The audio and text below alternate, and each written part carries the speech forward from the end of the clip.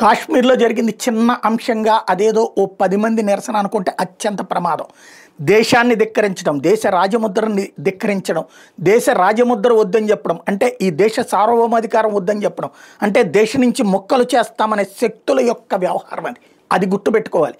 ఎవడైతే అక్కడ హజరత్ బల్ దర్గా దగ్గర ఏదైతే భారతదేశానికి సంబంధించిన సింబల్ని ధ్వంసం చేశారో వాళ్ళు ఈ దేశానికి ద్రోహులు, ఈ దేశాన్ని అంగీకరించినటువంటి వాళ్ళు, పాకిస్తాన్ని అంగీకరించే వాళ్ళు, తీవ్రవాదాన్ని అంగీకరించేటటువంటి వాళ్ళు, బంగ్లాదేశ్ని అంగీకరించేవాళ్ళు, ఆఫ్ఘనిస్తాన్ అంగీకరించేవాళ్ళు, సిరియాని అంగీకరించేటటువంటి వాళ్ళు, పాలస్తీనాన్ని అంగీకరించేటటువంటి వాళ్ళు. కానీ భారతదేశాన్ని అంగీకరించట్లేదంటే ఈ దేశపు తిండి తింటున్నటువంటి పక్కా దేశద్రోహులు అన్నది గుర్తుపెట్టుకోవాలి.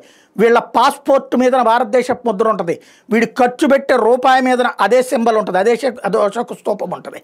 మరి అది వద్దని చెప్తున్నారంటే వీళ్ళు ఏంటి? మరి ఇక్కడ నోట్లు వాడరా, ఇక్కడ పాస్పోర్ట్ వాడరా?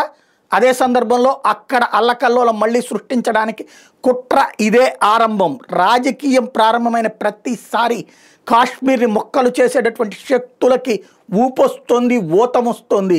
గతంలో రాళ్ల దాడుల దగ్గర నుంచి సైన్యం మీద దాడుల దాకా చేసినటువంటి చర్యల్ని కంట్రోల్ చేసి దారికి తెచ్చిన కాశ్మీరాన్ని మళ్ళీ ఉద్రిక్తతలకు తీసుకెళ్లాలనుకుంటున్నటువంటి ఇలాంటి మూర్ఖులకి వాస్తవంగా అది రాజముద్ర ఒక్కటే కాదు, బౌద్ధానికి భారత్ ఇచ్చిన గౌరవం అన్నటువంటి సంగతి కూడా తెలియని మూర్ఖులతో ఉన్నారంటే అర్థం చేసుకోవాలి మనం.